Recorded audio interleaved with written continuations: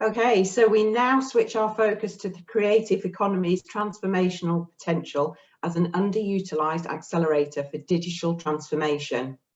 In 2019, at the 74th session of the UN General Assembly, 2021 was declared the International Year for Creative Economy for Sustainable Development.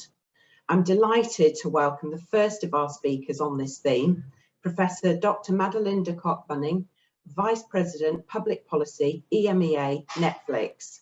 Hello, Madeleine, welcome. Hi, so great to see you. Thanks for having me here. That's okay. Thank you for taking the time to speak with me. Now, I know time is of the essence for us, so we're going to rapidly move on, but I'd like to take this opportunity to ask you 3 questions in the time that we've got. So my first question to you is, how has digital transformation impacted the entertainment industry? Netflix is a good example of a company that has bridged both worlds. What have you seen as some of the biggest trends in this evolution? Yeah, thank you, Lynn. That's a great question. Well, what I see is, well, you know, it's a bit of a cliche, but digital transformation truly has revolutionized our business. As you know, Netflix started off as a DVD mail rental company in the late 1990s, and our business has evolved to be a global entertainment business that carries global content to the world with over 200 million subscribers. So that's like, you know, a gigantic revolution, I would say. And it has allowed us to put consumers in the forefront. And what we have noted is that consumers find it most important that there is choice for them and that there is convenience. So convenience to decide where and when and on whatever device to watch content. And this is a very strong element that we have been able to tap into thanks to the digital technology. But I think maybe even more impactful is the distribution that is the result of the new distribution, that is the result of the marriage of content and technology that really has changed a lot. We are no longer reliant on more national, localized markets. We can go global. And well, I remember when I was young, in my time, there was not all that possibility and options to watch content from all over the world. And for instance, things can be made in India or in Italy and then loved by the world. And I think that is untapping gigantic new potential. And I would say also for content creators, they are now able to access new markets and expose audience to content from all over the world. And I think 2 really great examples. One is Lupin. I don't know whether you watch it, one of my favorite shows with Omar Sy, that has been so much enjoyed all over the world and really has been very impactful. And it is based on a book by Maurice Leblanc, and this book is now also popular in itself, right? And then, of course, Squid Game, the Korean show that has been extremely popular. So also due to digital technology, it is possible to have great subs, so multiple subs, multiple dubbing technology as well. Also like uncovering a lot of this content to many people in the world, including extra accessibility options. So I would say overall, gigantic revolution, gigantic impact, both for consumers and for distributors of the creative economy. Yeah, no. Okay, now, and as I said, I'd like to pick up on some of those points, but we've got the 3 questions, so I'm going to go through with those, but I'm sure we'll get some time later on at another date to discuss further. But my next question to you is, online entertainment needs connectivity. Netflix has successfully shifted their business, as you said earlier, from DVDs to 100% online streaming. And we sometimes hear how Netflix accounts for a large portion of internet traffic. So how do you cooperate with connectivity providers? Yeah, so we see a very virtuous relationship between content and connectivity providers, because content providers like Netflix, but we're certainly not the only one, really invest deeply in content. And that content then is shared and viewed by connectivity providers. And what you would see is that customers subscribe to internet services to access that content. So it's a really, it's like a two-way street. It's a beautiful relation we see. But we also saw that internet users are customers to subscription VOD servers, more even to higher broadband speeds for the next generation network. So I think, you know, it is really a mutual beneficial relationship. What we also can tell that we have been investing heavily in new technology. So on the one hand, there's our codec technology program that optimizes bandwidth, and maybe for you to have some numbers, between 2015 and 2020, we have halved the amount of bits that are needed to carry the same video quality. So these codecs are open source and developed through contribution to the Alliance for Open Media. And over, like, for instance, a simple 20 megabytes per second DSL connections, one can stream 4 simultaneous Netflix HD streams. And to put this in context, ISPs these days often market 1 gigabyte connections, and that would be an equal to 200 simultaneous HD streams. So, you know, it is important, but it's not that impactful given really the great progress we have made with the efficiency of the network. And we're doing something else, and I think that's also really great. And I also, when I just started at Netflix, I didn't realize that, but it's super important to realize that through our Open Connect system, we are able to localize content close to the user. So those ISPs that have our Open Connect services are able to have 95% of all Netflix content locally without the need to carry that over long distance interconnection. So I would say, of course, it's important that we leave enough room for everyone else, but given those two really impactful technological developments that we have been driving as Netflix, we saw, for instance, that also during the pandemic, we have seen everyone transitioning into the online domain, exactly what we're doing right now together, and it hasn't really impacted largely our network flexibility. So I'm optimistic about that, and I think, you know, if we have we keep working on helping connectivity providers optimize their networks and delivering to create the best experience to users, that's mutually beneficial for the both of us. No, thank you, Madeleine. Okay, so my final question to you is, how can video on demand help to drive growth in the creative economy? Yeah, and I'm very excited about that. As you know, I used to speak at IIC conferences as a regulator myself. Then I was also super committed to help strengthen the creative economies, and especially in the audiovisual media sector. So what we see is that over 40% of the global population is now watching streaming, downloading video at least once a month in some capacity. And this growth in uptake has brought additional economic benefits, not only in the film and TV industry, but also right across the creative economy. So since 2016, Netflix has been available across the world and has been increasingly investing in content and in local production. And this investment has a ripple effect right across the creative economy. And I would say, first of all, our local presence. As you may know, we are opening offices in Rome, Berlin, Istanbul, and thereby creating jobs. And I can mention many more cities where we're doing that. But at the same time, we always, especially in my region in EMEA, we always partner with local production companies. And by doing that, we really create impact in the immediate supply chain. So that's like the immediate supply chain. But then again, also those companies and their supply chains, for instance, production facilities, stages, post-production companies, we also are investing in them through this supply chain. And then I think that's also interesting to mention. Maybe you have been watching Unorthodox or The Witcher or Queen Gambit.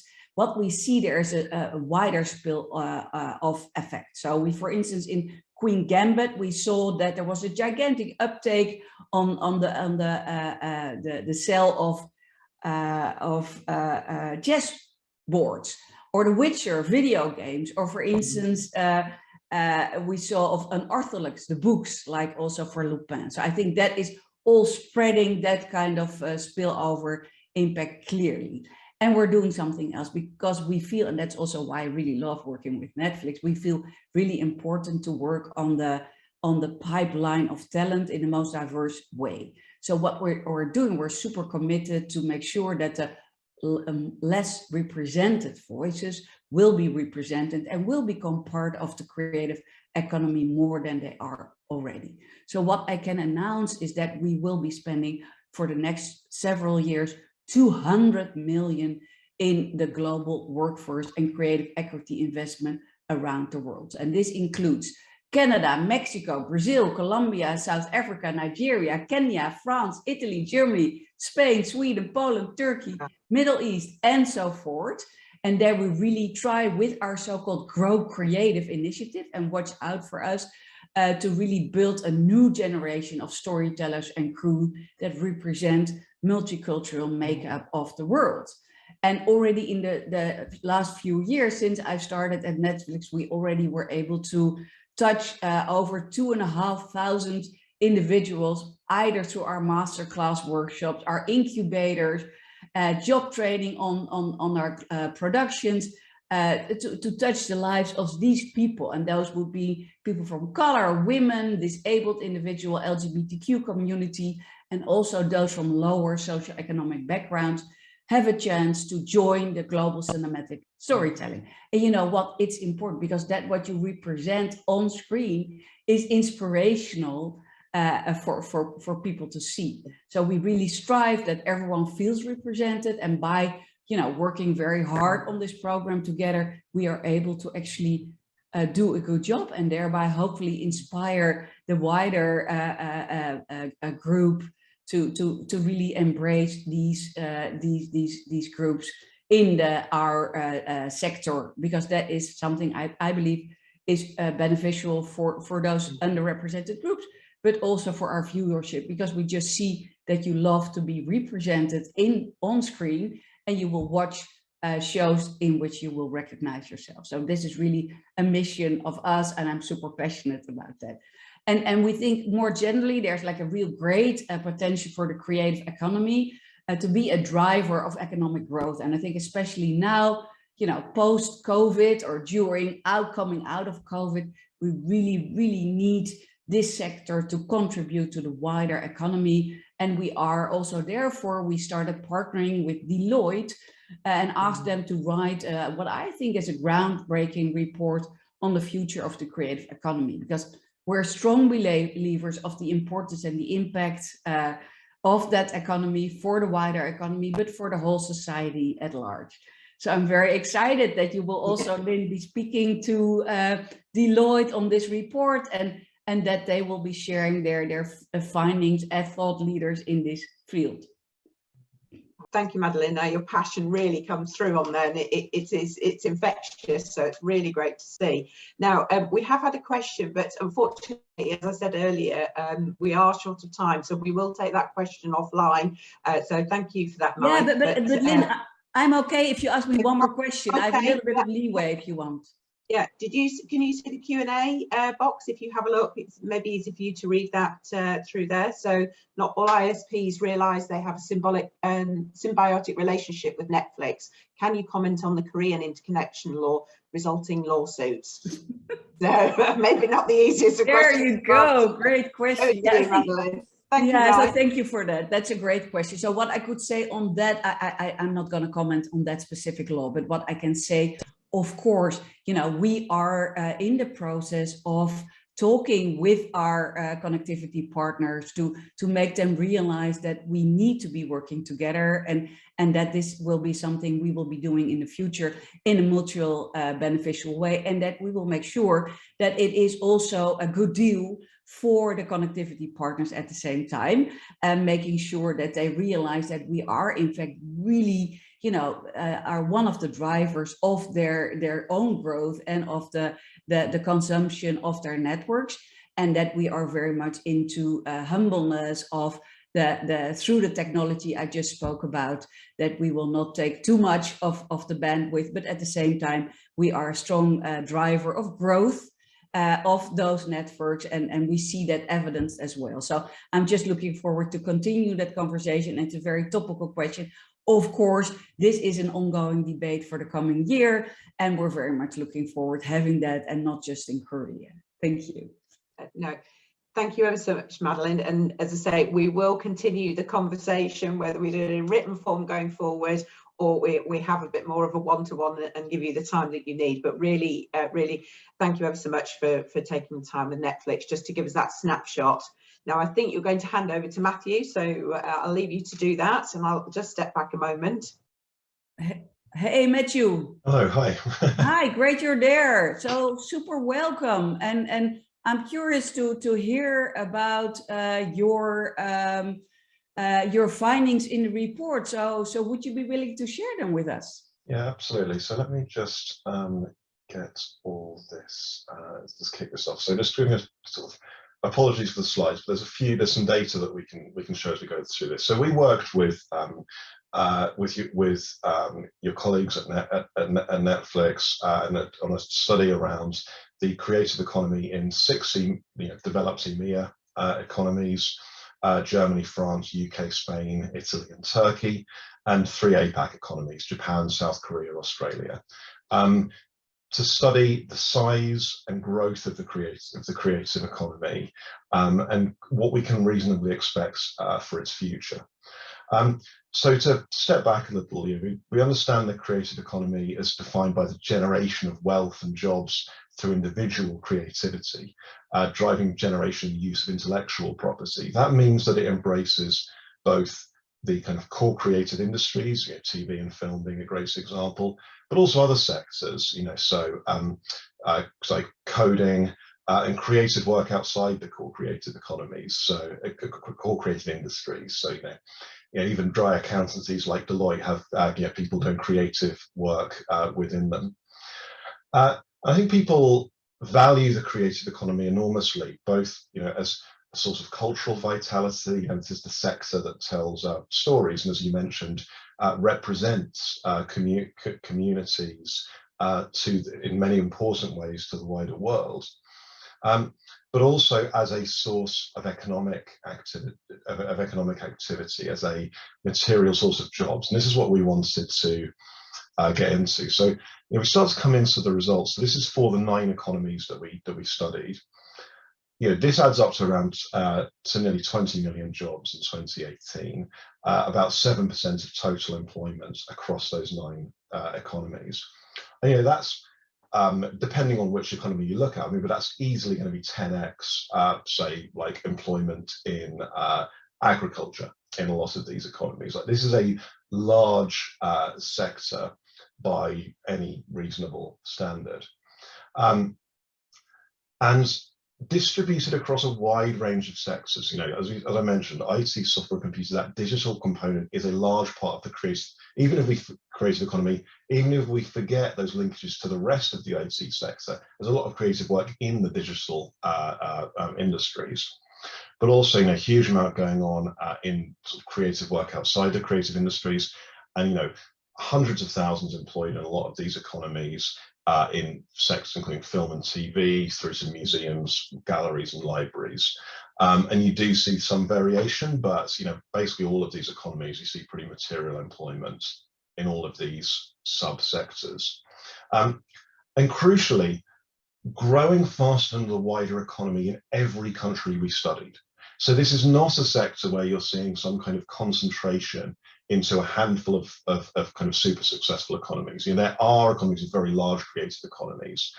Japan and the UK, particularly stand out, which, given the enormous success of sort of Pokemon and some of those other big global franchises, and the amounts of sort of filming activity we're seeing in the UK, isn't surprising. But it is a large sector. It is large, hundreds of thousands employed in all of these economies, and growing faster than the wider economy in all of them. It's up 4 million overall since 2011. And I think that reflects some really fundamental drivers. I think the core of it is that as people's incomes rise over time, they want to spend more on leisure as their more immediate needs are sated. You know, you can only have so many burgers, and as you sort of start to sate some of those those kind of immediate needs, people are shifting up their hierarchy to try and find fulfillment in leisure, and the creative economy is supports and complementary to their leisure time. It's enhancing and enriching people's leisure time. I think for that reason, I think that because, you know, there's obviously a big event that happens just after the time series that I'm showing here. You know, a lot of the creative industries were hit very hard by COVID-19, but I think that because of this, those fundamental trends towards growth are likely to reassert themselves. Some sectors, you know, so for example, games did very well through COVID-19. They were a way for people, for consumers to find enjoyment in you know, despite some of the constraints they were under.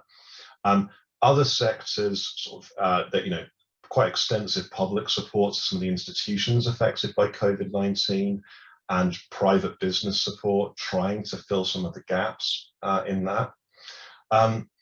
And I think some signs that there could be quite a strong recovery in the sectors that were hit. So advertising budgets in our research tend to exaggerate the economic cycle. So they get hit, you know, when there is a downturn, they tend to decline sharply, but then they tend to recover strongly with the economic recovery. And you could see you know, similar trends with things like live events, where there's a survey done by Deloitte in Australia that suggests a lot of people want to go to more live events after COVID than they did before. You know, they miss live events. This is not something like commuting, where I think lots of people would happily do. You know, they've learned they don't need to do as much as they thought they want to do beforehand. This is something they miss, and they want to go back to perhaps even stronger than they did before. Now, if those fundamentals reassert, you know, if some of that scarring has been limited by public support through the crisis, then that could, you know, you could see, and it starts to grow fast in the wider economy again. It could be a huge addition in scale. You could be talking about 8 million jobs by 2030 based on those prior trends. But crucial to that is going to be the interlinkages within the creative economy. That set of virtuous circles that Madeleine was speaking about, supply chain relationships, you know, so the craft sector can be a source of strength for countries that want to succeed in the TV and film sector. That can then create the demand, which can expand some of those supporting industries. You know, shared IP. You know, Madeleine mentioned The Witcher. I think it's a really interesting example because The Witcher, you have the TV series, which you can clearly see an impact on video game sales. Those video game sales, I think, are part of what has underpinned a new digital platform established by CD Projekt Red, the video games developer, to distribute their own video games and the video games of others. So again, you're seeing these kind of this ability to build lasting businesses off the back of creative success and those interlinkages with shared IP. And then creative technology. I mean, we're seeing increasingly the use of, whether that's virtual production, whether it's the use of video game technology for visual effects. So I think this really exciting ability for the creative economy to prosper as a whole by sharing these technical assets.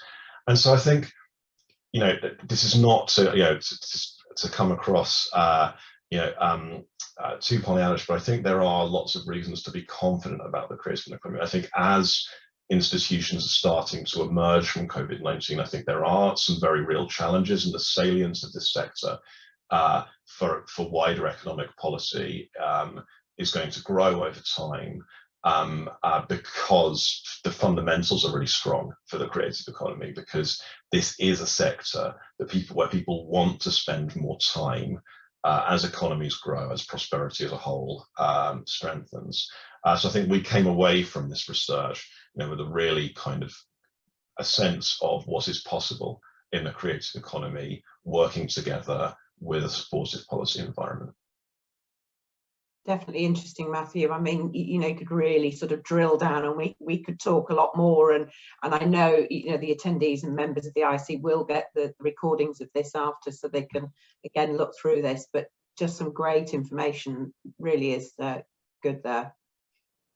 So, are you happy to take a couple of questions, or do you want to continue with your presentation? No, very happy to. The presentation's all done. Yeah, it's good. Lovely, thanks. So there's been a lot of talk about convergence in the digital economy, but where do you see the biggest changes likely to happen in years to come?